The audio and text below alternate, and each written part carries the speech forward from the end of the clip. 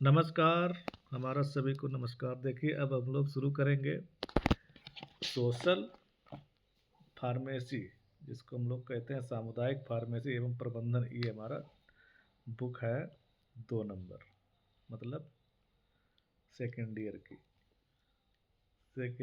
की बुक है हमारी कम्युनिटी फार्मेसी एंड मैनेजमेंट, जिसको हम लोग कहते हैं सामुदायिक फार्मेसी एवं प्रबंधन।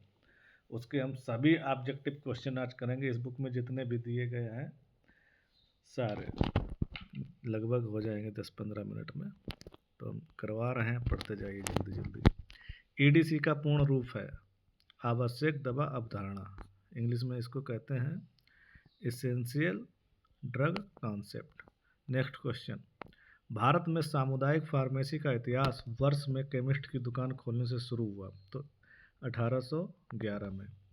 क्वेश्चन नंबर 3, सामुदायिक फार्मेसी रोगी देखभाल, दवा वितरण और रोगी को दवा के सुरक्षित और उचित उपयोग पर सलाह देने के लिए विभिन्न क्षेत्रों से संबंधित है। इसको हम लोग सामुदायिक फार्मेसी कहते हैं।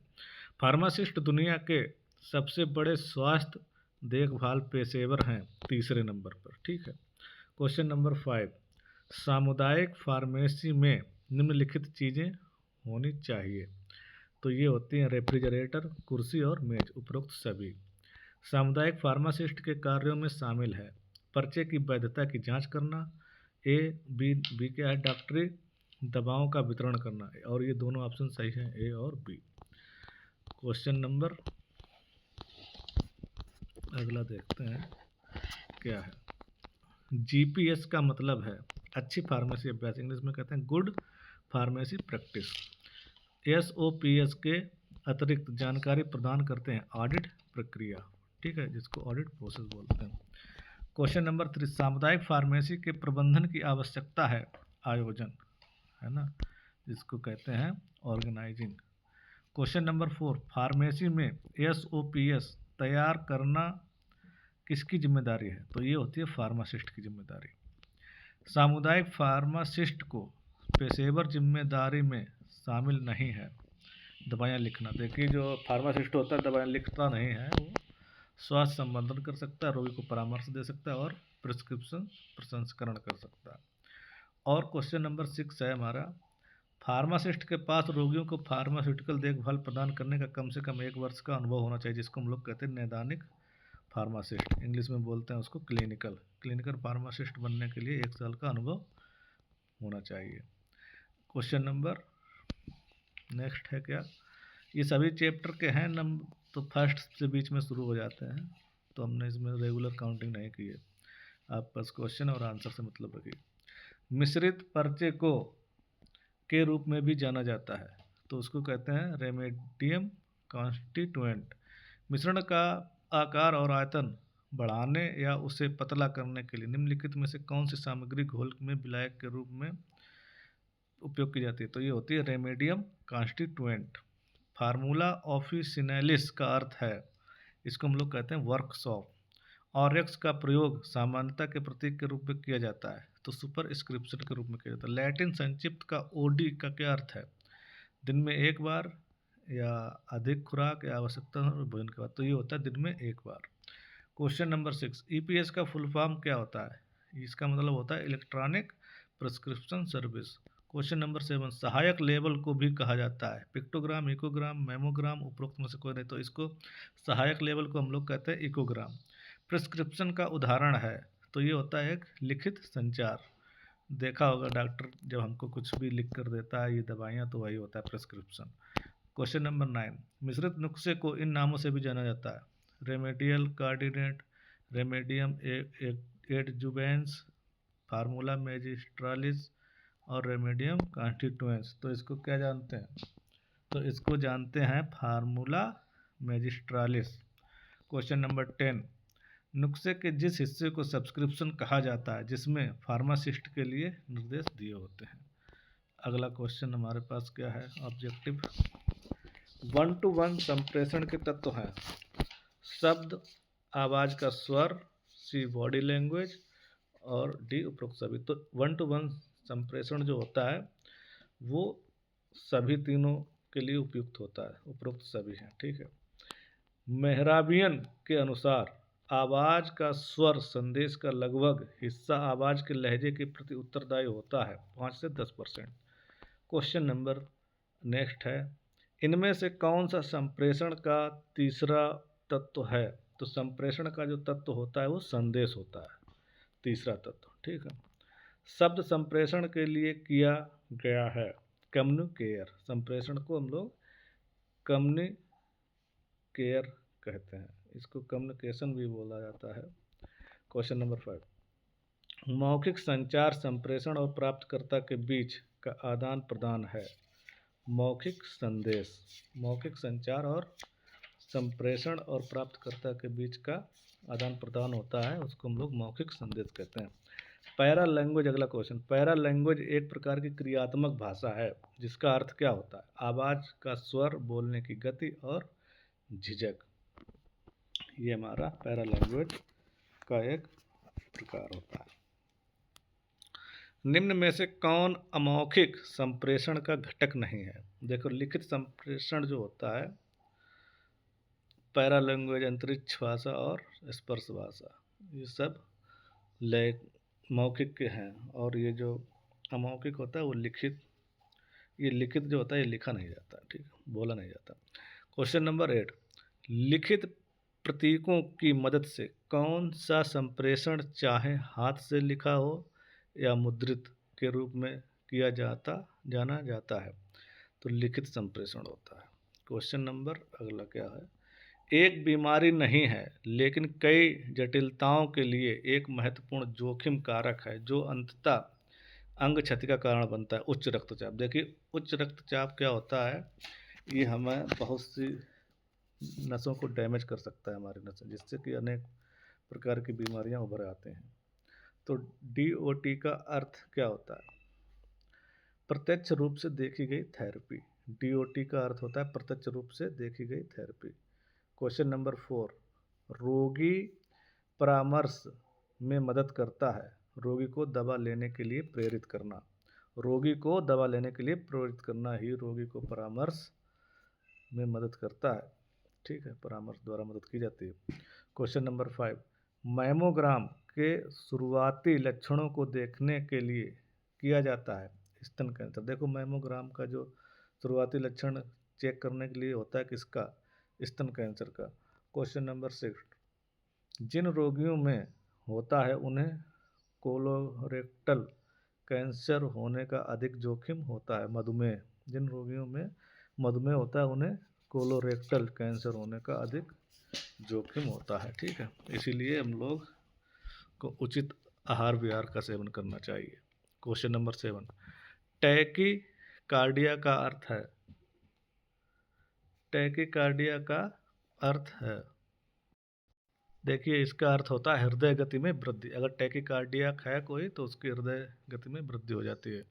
क्वेश्चन नंबर 8, महिलाओं में कौन सी बीमारी आम है? तो स्तन कैंसर। एक लीफलेट जिसमें स्वास्थ्य सेवा पेशेवर के लिए दवा उत्पाद के बारे में विशिष्ट जानकारी होती है और इसे उत्पाद के पैक में शामिल किया जाता है, तो इसे कहते हैं package insert. Question number 10, pap smear परीक्षण का उपयोग के निदान के लिए किया जाता है। तो गर्भाशय, ग्रीवा और कैंसर।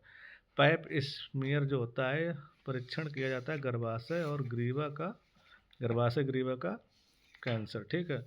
और ये जो बीच में रिक्त स्थान आ रहे हैं, ये इसका वीडियो अलग बनाएंगे, जो सारे रिक्त स्थान है उस अलग बनाएंगे, अभी ऑब्जेक्टिव बना रहे हैं। देखिए, अगला क्वेश्चन क्या है, का अर्थ है रोगी द्वारा चिकित्सा सलाह का सही तरीके से पालन करना। तो उसको हम लोग क्या कहते हैं? अनुपालन मूल्यांकन कहते हैं कि गैर अनुपालन कहते हैं कि दवा अनुपालन कहते हैं या मेडिकेशन पोसेशन कहते हैं? तो इसको हम लोग कहते हैं दवा अनुपालन। आंसर सी इसका सही होगा, इसमें डबल टिक लगा हुआ, ध्यान देना, सी ऑप्शन सही है इसका, दवा अनुपालन।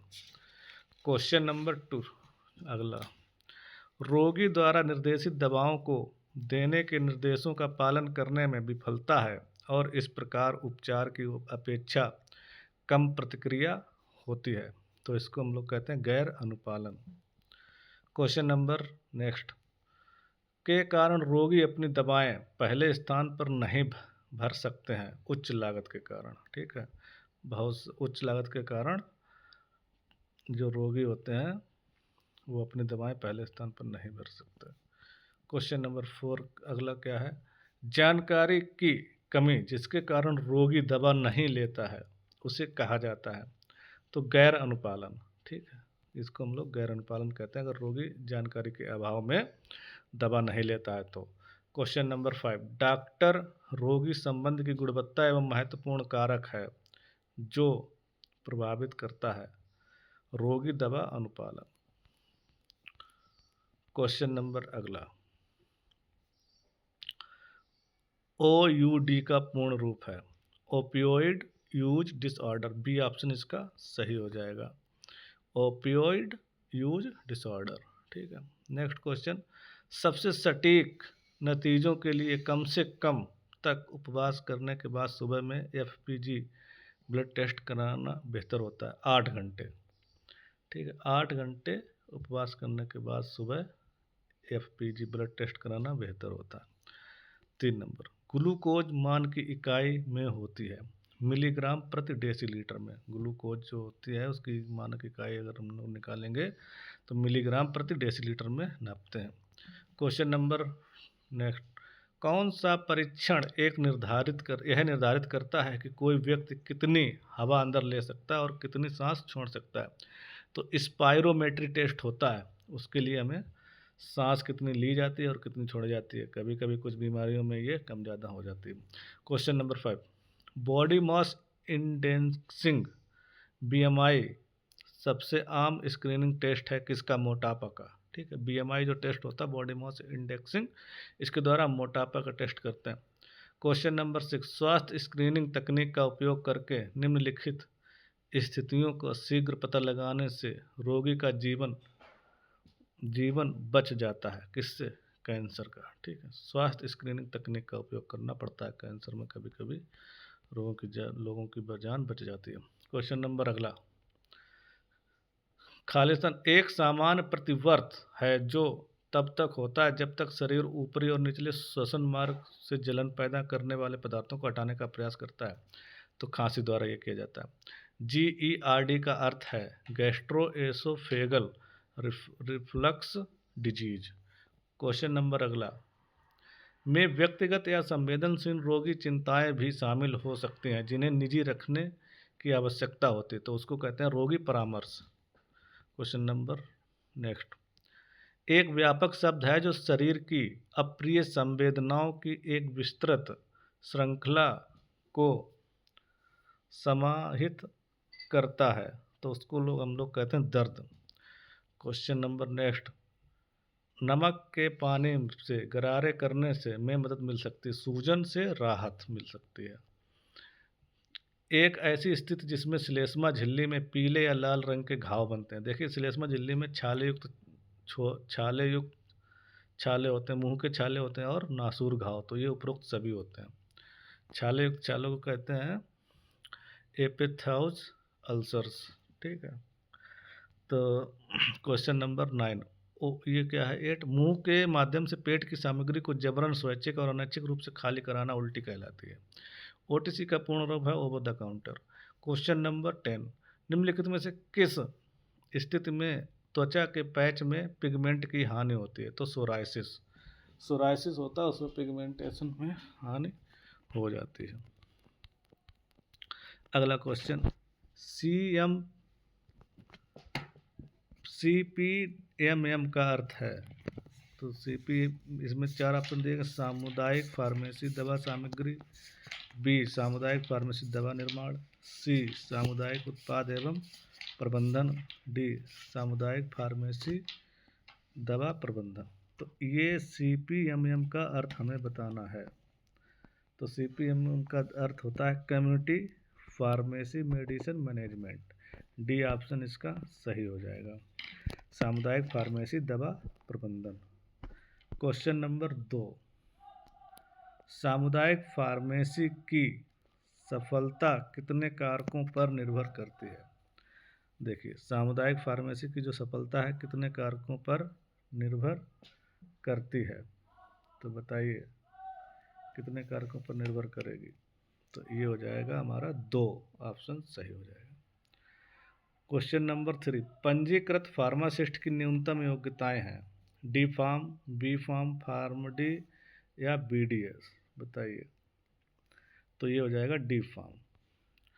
क्वेश्चन नंबर अगला, दवा को ज़्यादातर प्रिस्क्रिप्शन प्रकार के साथ साथ सुविधाजनक सामान और आर्थोपेडिक और सर्जिकल अनुप्रयोगों के साथ रखता है। तो ये हो जाएगा हमारा, बताइए, A option, pharmaceutical centre. Question number 5, विक्रेता चयन प्रक्रिया का चौथा चरण क्या है, बताइए। ये जो है ना, इस फार्मास्यूटिकल सेंटर थोड़ा गलत लग रहा है, इसका ऑप्शन हो जाएगा डी, दवा, ये सुपर दवा की दुकान और डिजाइन। दवा को ज़्यादातर प्रकार के साथ साथ सुविधाजनक सामान और आर्थोपेडिक और सर्जिकल अनुप्रयोगों के साथ रखता है। ठीक है, तो ये डी ऑप्शन इसका सही हो जाएगा, सुपर दवा की दुकान और डिजाइन। क्वेश्चन नंबर 5, विक्रेता चयन प्रक्रिया का चौथा चरण क्या है। विक्रेता चयन प्रक्रिया का चौथा चरण क्या है, बताइए। ए जागरूकता, बी व्यावसायिक मामला, सी मूल्यांकन और चयन, डी रणनीति, बताओ। तो इसका सही ऑप्शन हो जाएगा मूल्यांकन और चयन। RFP का क्या अर्थ होता है, बताओ। RFP का अर्थ होता है प्रस्ताव के लिए अनुरोध। ठीक है, तो इसको रिक्वेस्ट फॉर प्रपोजल बोलते हैं। नेक्स्ट क्वेश्चन, को क्रय विभाग की फाइल और संदर्भ के लिए रखता है, किस लिए, अंतिम। ठीक है, इसका आंसर हो जाएगा अंतिम। और नेक्स्ट क्वेश्चन, धीमी गति से चलने वाली सामग्री को के रूप में जाना जाता है, बताइए। निष्क्रिय सामग्री, धीमी गति से चलने वाली सामग्री या अप्रचलित फार्मेसी या कच्चा माल, तो बताइए। धीमी गति से चलने वाली सामग्री, तो इसका ऑप्शन बी हो जाएगा। क्वेश्चन नंबर 9, लाइसेंस किसी ऐसे व्यक्ति को दिए जाते हैं जिसके पास व्यवसाय के लिए परिसर हो और जो किसी दवा की दुकान की बिक्री की निगरानी के लिए किसी योग्य व्यक्ति को नियुक्त कर सकता हो और खुद हो सकता है। तो इसको क्या कहते हैं, प्रतिबंधित लाइसेंस, खुरदरा लाइसेंस, थोक लाइसेंस या सामान्य लाइसेंस। तो इसका हो जाएगा खुरदरा license. Question number next, doctor Hahnemann द्वारा अनुशंसित लक्षणों के विकसित होने के कारण क्रम में एक प्रूवर को किस क्रम में उनका दस्तावेजीकरण करना चाहिए। तो इसका हो जाएगा कालानुक्रमिक रूप से दस्तावेजीकरण किया जाता है। नेक्स्ट क्वेश्चन, बुनियादी और उन्नत क्षमताओं के साथ फार्मेसी सॉफ्टवेयर का उपयोग करने का एक मुख्य उद्देश्य क्या है, बताइए। तो इसका हो जाएगा सी ऑप्शन, सभी व्यावसायिक संचालन का प्रबंधन। क्वेश्चन नंबर 2, बुनियादी और उन्नत क्षमताओं के साथ फार्मेसी सॉफ्टवेयर का उपयोग करने का एक मुख्य उद्देश्य क्या है। तो इसका मुख्य उद्देश्य है लाभप्रदता में वृद्धि। CRM के मुख्य घटक क्या होते हैं, बताइए भाई। CRM के मुख्य घटक होते हैं ग्राहक संबंध प्रबंधन, जिसको हम लोग कहते हैं कस्टमर रिलेशनशिप और मैनेजमेंट। क्वेश्चन नंबर 4, गार्टनर के अनुसार ग्राहक संबंध प्रबंधन CRM का प्राथमिक उद्देश्य क्या है, बताइए भाई। तो प्राथमिक उद्देश्य है हमारा लाभप्रदता और ग्राहक संतुष्टि का अनुकूलन। क्वेश्चन नंबर नेक्स्ट, जैसा कि गद्यांश में उल्लेख किया गया है, फार्मेसी के विशिष्ट SOPs को लागू करके संबोधित की जाने वाली आवश्यकताओं में से एक क्या है, बताओ। मरीजों को दी जाने वाली सेवा की गुणवत्ता और निरंतरता में कमी, बी फार्मेसी टीम की क्षमता का अप्रभावी उपयोग, सी फार्मेसी टीम के सदस्यों के लिए भूमिका स्पष्टीकरण की कमी। डी, परिचालन संबंधी त्रुटियों में वृद्धि। बताइए इसका क्या ऑप्शन होगा? तो ये हो जाएगा सी, फार्मेसी टीम के सदस्यों के लिए भूमिका स्पष्टीकरण की कमी। क्वेश्चन नंबर 6, जैसा कि गद्यांश में बताया गया है, जिस प्रकार के स्थानों में एम हेल्थ विशेष रूप से महत्वपूर्ण है, तो उसको क्या कहते हैं? तो उसको कहते हैं शहरी स्थान। नेक्स्ट क्वेश्चन, एम हेल्थ के संदर्भ में स्वस्थ जीवन के लिए एप्स का मुख्य उद्देश्य है। क्या उद्देश्य है? तो ये है स्वस्थ जीवन शैली को बढ़ावा देना। क्वेश्चन नंबर 8, किस प्रकार का एम हेल्थ ऐप ICD-9 और ICD-10 कोड जैसी महत्वपूर्ण संदर्भ सामग्रियों तक डिजिटल पहुंच प्रदान करता है? बताइए। तो ये हो जाएगा हमारा clinical reference app. Question number 9, online pharmacy के नुकसान निम्नलिखित हैं। दवाओं तक आसान पहुंच, अप्रयुक्त दवाओं को वापस करने में कठिनाई, कोई शारीरिक मूल्यांकन नहीं, डी, रोगी परामर्श संभव नहीं। बताइए क्या ऑप्शन होगा? तो इसका ए ऑप्शन सही हो जाएगा, दवाओं तक आसान पहुंच। ठीक, ऑनलाइन से आसान पहुंच नहीं होती है। ऑनलाइन फार्मेसी में सिस्टम में रखी कई प्रत्येक दवा के अनुरोध की देखभाल कौन करता है, जो प्रदान की गई जानकारी पर आधारित होता है? तो ये होता है लाइसेंस प्राप्त फार्मासिस्ट। तो ये थे हमारे कम्युनिटी फार्मेसी एंड मैनेजमेंट के सभी ऑब्जेक्टिव टाइप क्वेश्चन जो बुक में दिए गए हैं, डी फार्मा की सेकेंड ईयर की बुक में। ठीक, धन्यवाद।